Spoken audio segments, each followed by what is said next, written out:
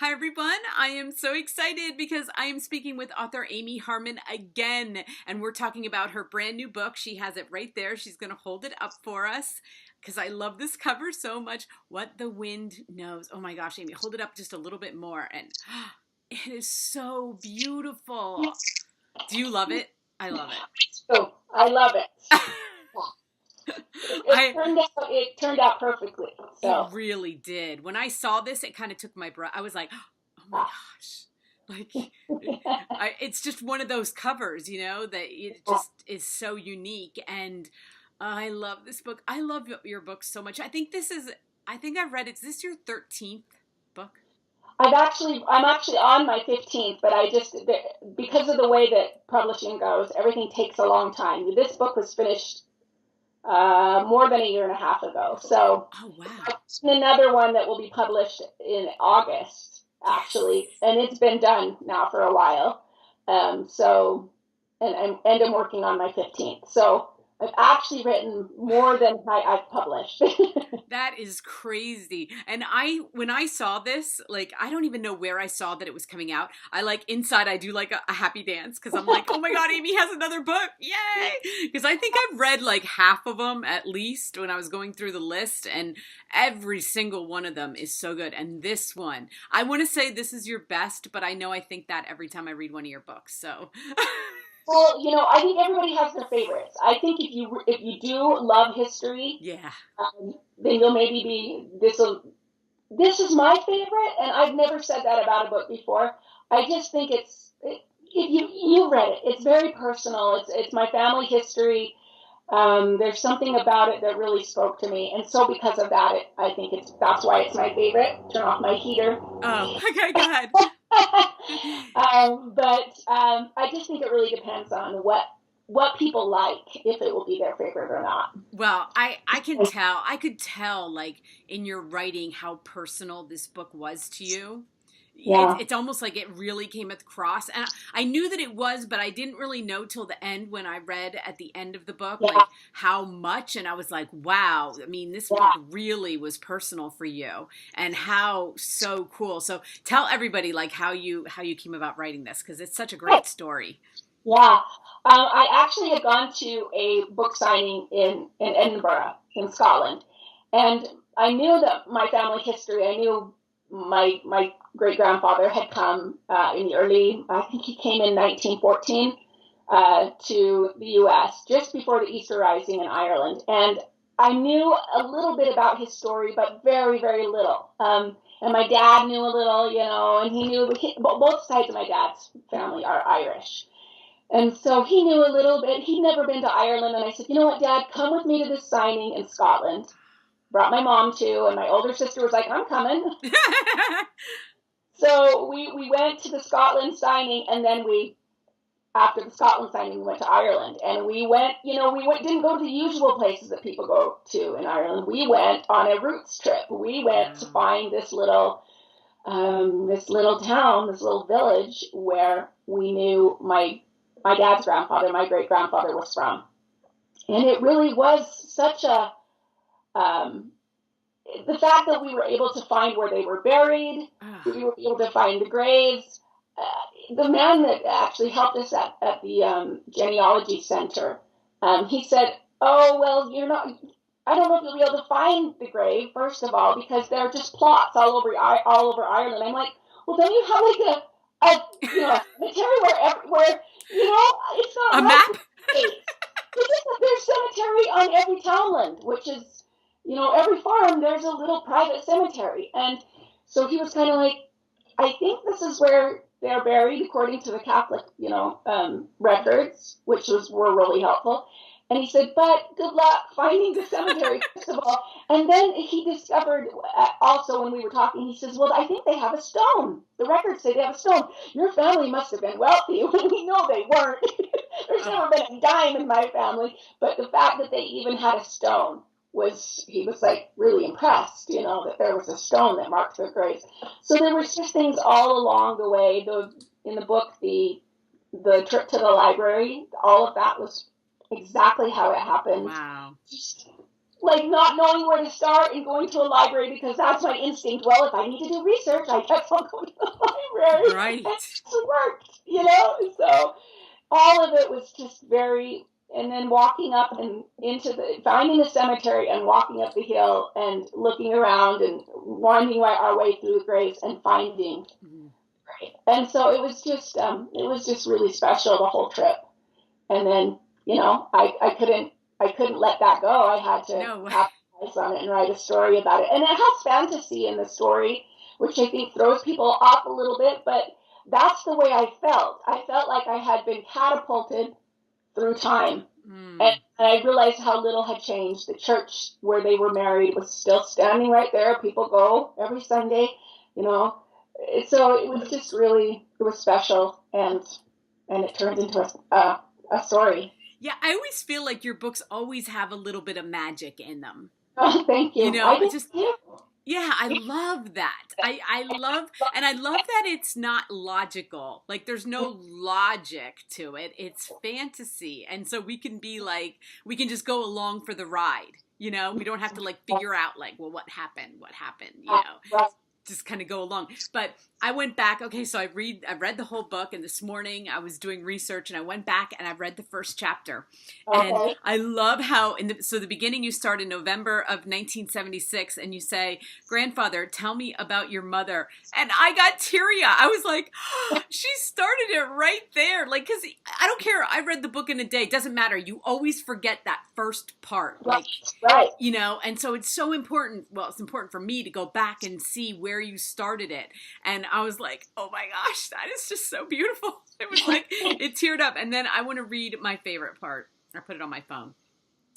But the wind and water know all the earth's secrets. They've seen and heard all that has ever been said or done. And if you listen, they will tell you all the stories and sing every song. I think that's true. I mean, there was that kind of feeling and magic when we went, and there was that feeling in the cemetery. There was that feeling in the church of there just being this never-ending connection between what has already happened and what is now and what will be. There's this kind of eternal loop, and that I think that is a feeling that comes from family, and so. Yeah. And you said that there's magic in every book. I think there's a certain spiritual element, and sometimes translates as magic. Right. Exactly. Spiritualism and the magic and all of that combines together. So, and it's fun. It's funny that you said you went back and started to read, because I do think those little crumbs that you are now aware of because you've read the book, going back and starting again at the beginning. You're not the first person that has said, I finished and started at the beginning and read again, because now they're able to see those, how it was put together. And it's so much more fun because you miss things because you don't know that they're relevant. Yeah. Yeah. And I was, like when I was reading this and I was thinking about that and thinking about her relationship with her grandfather, and I think now, like, especially as I'm getting older, I'm 54 and I'm a grandmother, and it makes me think of my grandmothers and then their grandmothers, and, that whole connection of family. And when I read the part about what you said, how you felt when you were there, I was like, I think that is so, like, I can imagine that you'd get that sense of like connected. I don't know that it leaves our DNA, if I want to say. I don't think it does. That's a beautiful way to put it. I was in Russia at the 1st of December, and I had a reader. He was actually not my typical reader, and I don't know if I have a typical, but he's not the typical reader that comes to a signing and wants me to sign their books. Right. It's young people that come to the signings. But he came to the signing, and he had to have a translator. But he said to me, he asked me if I thought that maybe the things that I knew, because he says, you know things that you shouldn't know, he said to me. And he said, do you think it's past lives? He said, do you think maybe you had some past lives, and so that you, and I, what do you say to that kind of thing? But afterward, I thought a lot about that, and I thought about that idea of it being in our DNA, the family connections, and in that way, we do have how many past lives? We have Right. Not that we've necessarily lived them, but we are descendants from all of these lives that have been and gone before. And so, that is part of the fabric of who we are. And I thought, wow, I had never thought about that in past lives in quite that way. And so ever since I've been thinking about that whole concept. Yeah. And I was thinking about with her grandfather's stories and then how she kind of connected some of them. And I was like, I remember my grandmother telling me stories, like repeating. And it got to the point where I was always like, I know the story. I know. But now I'm like, oh my God, I don't remember that story. Like, because when you're younger, you're not paying attention as much. And it's so lost. And it makes me sad, He's sad too, because my grandfather on my mom's side, I used to take him to lunch every Monday. He didn't see very well, but other than that, he was completely healthy. And so he needed things to be done for him that he, just the sight problems, created. But I would take him to lunch and I would cut his toenails and clean his house. He would tell me the same stories. He would talk about the same people, and I had no reference for the people. And I was like, oh, Grandpa's talking about the Hunsakers again, And I had no reference, and now I could kick myself because I did not ask the questions that I needed to ask. I didn't plumb him. I wasn't writing things down and making sure I understood. And now he's gone. And I think, you were such a ninny. You were such an idiot. You did not, that you were just like, oh, again, Grandpa, and yet again and again and again, and I still don't know the stories. So maybe he felt like he needed to repeat it. Well, you know what? You still have your parents. So... Right. That's awesome. Take advantage, because I don't have my parents anymore. And that's really, like, if I thought losing my grandparents was a connect, like, my mom, like, I was like, why didn't I ask, like, the simplest questions? It's so silly. What was her favorite color? I mean, what? You think, I'm not sure I know. Yeah. And not that matters so much, but I've been thinking a lot about that. Asking them a question a week and having them answer it, and just piling them. And just keep track. Keeping track. Yeah. So. But I remember you telling me when we had talked about one of your other books, how your dad loved, like, reading your books. So how does he feel about this one? This one, I think I might have told you this, and this might be what you remember, but when he was done reading this one, he said, this book has a soul. And I think it is the soul of our family, of his family. My mom didn't, she went with us and experienced everything, but it wasn't her family. And so it was a little different for my sister and my dad and I, because we felt that, connection. Yeah. My mom, it wasn't her connection, even though she was there for us and we're her children and that, but it wasn't the same type of thing. And she liked it. She loved the book too. She's a little bit more critical than my dad is on some things, and her tastes are into a different type. But he loved this one, and he said it had a soul. Well, this book has been out for 1 week, and I went on Amazon today, and you have like over 120 or something reviews already. Like, Amy, do you understand that is crazy? Like, I've never seen, I was like, wow, this is really, like, catching on. People are getting it. Like, they're really, they are. Like, it's not just me. Like, I went on there, I'm like, I'm not alone. Like, everybody's saying the same thing I did.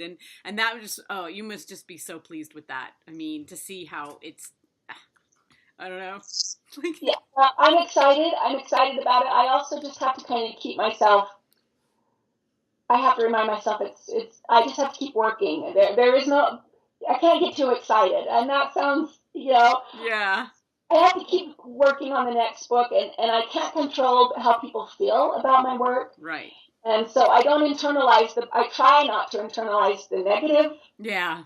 Views, and I try not to over internalize the positive, because either way it puts me off balance. So I'm excited because it is, it just feels like it's a really special book, but I also know that I just have to keep writing.